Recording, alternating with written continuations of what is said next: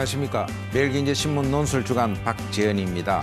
서울 지역 주요 상권의 임대료가 크게 떨어지고 있습니다. 강남역, 여의도, 홍대 입구의 상권의 공실률이 늘어나고 더욱이 권리금이 없이도 장사를 할 수 있는 지역이 늘어나고 있다고 합니다. 이렇게 한국의 대표 상권들이 흔들리고 있고 앞으로 그 전망이 어떻게 되는지 한국자산관리원의 고종환 원장과 함께 알아보도록 하겠습니다. 안녕하십니까? 네, 안녕하십니까? 최근에 그 네. 중국의 유커 관광객들이 뭐 크게 줄어들면서 네. 맹동 지역 상권도 뭐 직격탄을 맞았다고 그러던데. 예, 흔들리고 어땠어요? 있다 이렇게 예, 볼 수 예. 있죠. 뭐 전무님 잘 아시겠습니다만 우리나라 천만 관광 시대를 열었잖아요. 예, 작년에. 예. 그중에 800만 명이 중국인 관광객 예, 유커입니다. 예. 네, 이제 이 유커가 최근 들어서 이제 한 30% 이상 이렇게 줄어들게 되니까 더 줄 수도 있죠. 예, 절반 가까이. 예.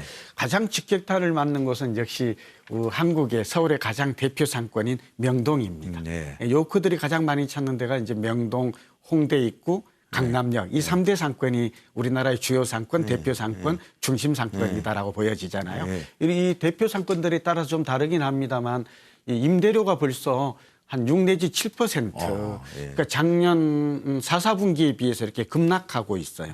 매우 크게 떨어지고 있죠. 그러니까 이제 매출도 한 30% 이상 줄었다는 거고 또 그렇게 되다 보니까 이제 임대료도 이제 떨어지고 있고 공실은 늘어나고 있고 한마디로 이제 엎친 데 덮친격이다 이렇게 볼 수가 있죠.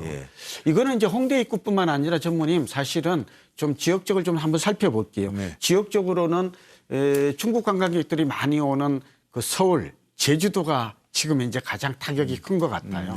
그리고 이제 넓게 보면은 또 많이 배로 이용해서 오는 부산과 인천과 강원도마저도 지금 상권이 쇠퇴하는 침체되는 그런 영향이 있다고 볼 수가 있죠. 그리고 이제 업종으로 보면은 관광객이 오늘부터 이제 그 단체 관광객을 중국에서 금지한다는 거 아니에요? 또 이렇게 되다 보니까 당장 여행업, 숙박업이 오히려 명동 같은 데 지금 비즈니스 호텔 우후죽순으로 늘어났잖아요. 분양의 호텔도 늘어나고 이게 좀 직격탄을 받아서 뭐 10만 원짜리 숙박료를 뭐 3, 4만 원에 벌써 낮춰준다 이런 얘기도 있고 식음료, 화장품 이런 것들이 영향이 큰 것으로 보입니다.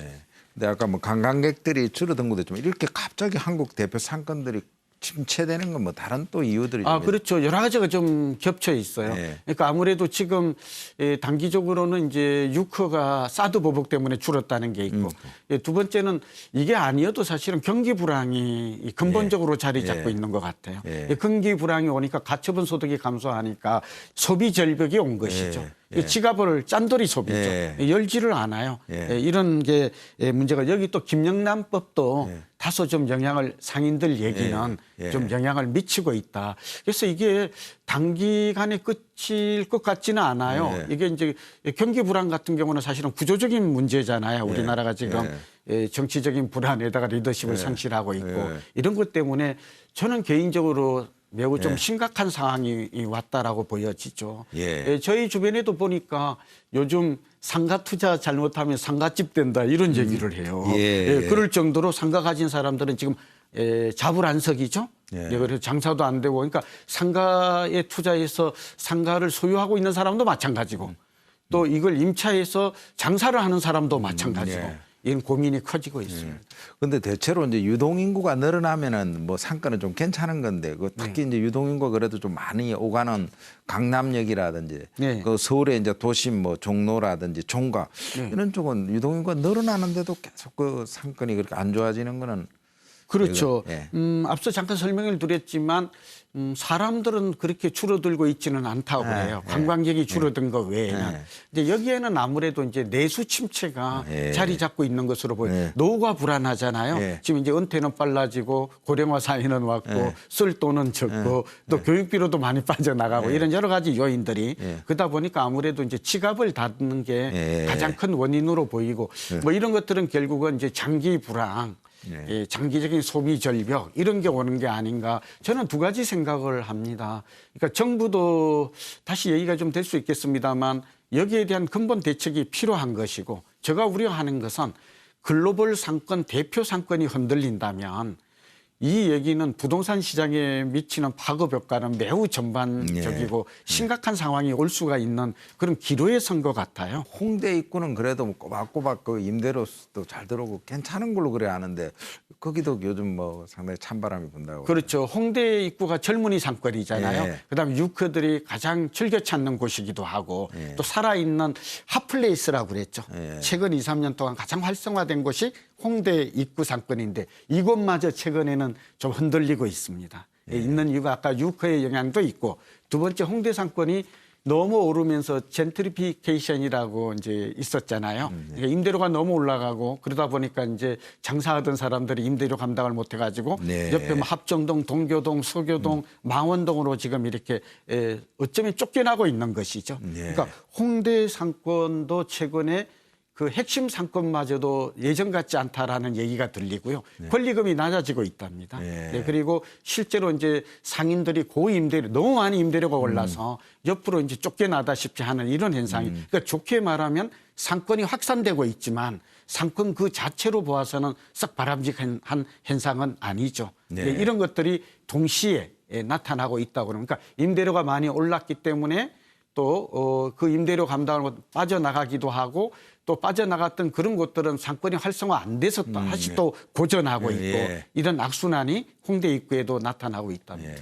그래도 조금 뭐 뜨는 상권이 있을 것 같은데 좀 주목해야 봐야 할 뭐 상권들이 좀 있습니까? 그렇죠. 우리는 늘 어두어두 길이 있죠. 예. 하늘이 무너져도 솟아날 구멍이 예. 있고 네. 우리 이제 그런 생각을 적극적인 희망적인 생각을 가져야 되는데 아까 홍대 입구에서 잠깐 놓쳤던 게 최근에 미군 기지 이전으로 해서 사실은 더 가장 큰 타격을 받은 곳은 용산이에요.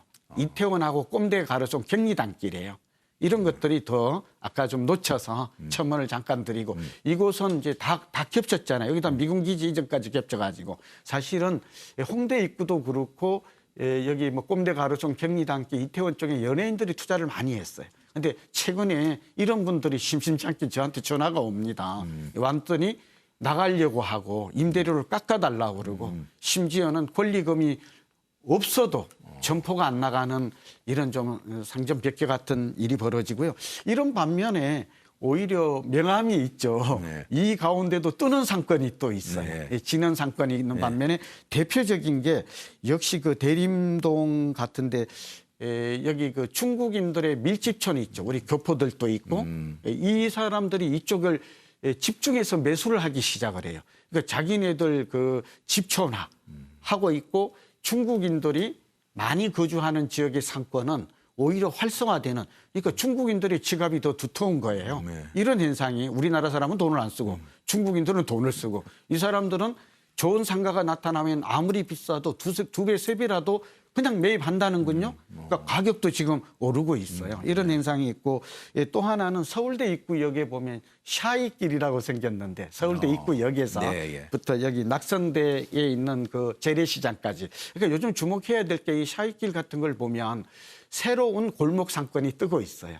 요즘은 그 지역에 고유한 역사성과 문화 이런 것들을 좀 주목하는 것은 상당히 새로 자영업을 계획하시거나 투자를 하시는 분들은 이미 알려진 아까 도심에 유명한 이러한 중심 상권보다는 골목 상권을 눈여겨보라. 지금 저는 이런 얘기를 하고 있는 것이고 그중에 보니까 지방자치단체가 중심이 되어서 역과 재래시장을 있는 길을 새로 정비해서 그걸 새로운 관광 명소로 만들고 있거든요. 여기 이제 서울대생을 비롯한 젊은이들이 와서 뭐 맛집도 있고 카페도 있고 아기자기한 것들이 들어서요. 또 하나가 망리단길이라고 있어요. 아까 좀 전에 제가 경리단길 얘기했죠. 그러니까 이제 여기 홍대 입구에서 망원 재래시장 쪽으로 가는 그 길이 또 좀 이렇게 그 현대와 과거가 공존하는 또 이 새로운 시장으로 이렇게 좀 거듭나고 있거든요. 그리고 이제 제1롯데월드 옆에 있는 방위먹자 시장이 있어요. 송파구청 건너. 그러니까 제1롯데월드가 들어서니까 관광객이 직경적이 높아지겠죠. 이 사람들이 석촌호수도 보고 재래시장에 와서 여기에서 이제 음식도 먹고 가족과 또 체험도 하고 외국인은 또 우리 한국 문화를 직접 음식 문화도 느끼는 이런 상권들이 또 새롭게 이건 좀 다행한 일이죠. 뜨고 있어요. 그러니까 이 상권도 투자의 지행도가 많이 바뀌고 있고 또 요커 이런 것들에 따라서 우리 투자처도 좀 눈여겨보고 이렇게 선별해서 옥석을 구분해야 된다는 걸 말씀을 드립니다. 뭐 그러더라도 이제 전반적으로 지금 뭐 상권이 그렇게 침체되고 있고 어려운 건데 네. 이런 데에 대한 뭐 정부의 어떤 대응이나 이런 어떤 지자체에서의 어떤 노력 같은 그런 건 좀 필요한 게 있습니까? 지금 제일 보니까 그 부분이 아쉬워요. 예. 지금 이제 사드 보복으로 해서 이제 관광객이 줄어들고 있고 숙박업, 음식업, 화장품, 또 면세점까지 직격탄을 받고 있고 예. 상인들은 지금 신음하고 있고 네. 지금 미래가 보이질 않아요. 길을 네. 어떻게 타겟책이 없는 거죠. 예. 이럴 때일수록 일본을 좀 벤치마킹 해야 될 것 같아요. 예. 과거에 사실은 일본도 중국의 보복으로 굉장히 힘들었잖아요. 예, 그랬을 때도 상인들과 정부가 공동으로 노력했어요. 그러니까 외국 관광객을 끌어들이기 위해서 여러 가지 이제 혜택을 많이 줬죠. 관세도 보면 뭐 편의점에서 물건 사도 관세 환급 제도를 활성화했다든지 음식의 질이라든지 여러 가지 이게 친절이라든지 청결 이런 걸 개선해서 지금은 중국 관광객이 우리 대신에 일본을 간다는 거 아닙니까? 네. 그러니까 우리의 경쟁력을 상인들도 이번에 이걸 계기로 해서 뭘 개선해야 될 것인지. 문화체육관광문화재는 관광공사가 좀 발벗고 좀 더 나서야 될 것 같아요. 외국 관광 지금 와서 보면 아직도 보면 관광 가이드의 자질이라든지 바가지라든지 뭐 여러 가지 또 안내 표지판이 제대로 되어 있지 않다든지 문제가 한둘이 아니잖아요. 네. 이런 거에 대한 개선 노력이 없어서 그리고 또 무엇보다도 이제 대선인데 대선 주자들마저도 사드를 뭐 정치적 군사적으로 하지만 여기에 후에는 우리 경제 문제를 이 관광객이 떨어지는 또 서비스 산업을 어떻게 활성화하고 지역 경제를 살릴 것인가 이런 거에 대한 고민이나 공약은 없는 것들은 좀 아쉽습니다. 네, 아이고 오늘 좋은 말씀 감사합니다. 네, 감사합니다. 주요 상권의 임대료 하락을 보면은 정말 내수 경기가 얼마나 침체되어 있는가를 느낄 수 있는 것 같습니다. 더욱이 그 중국 관광객들까지 오지 않으면서 그 충격이 굉장히 큰 것 같습니다. 결국은 경제가 내수 경제가 정상화되지 않고는 부동산 임대 시장도 좋아지기 어려울 것 같습니다. 박지현의 경제노트였습니다.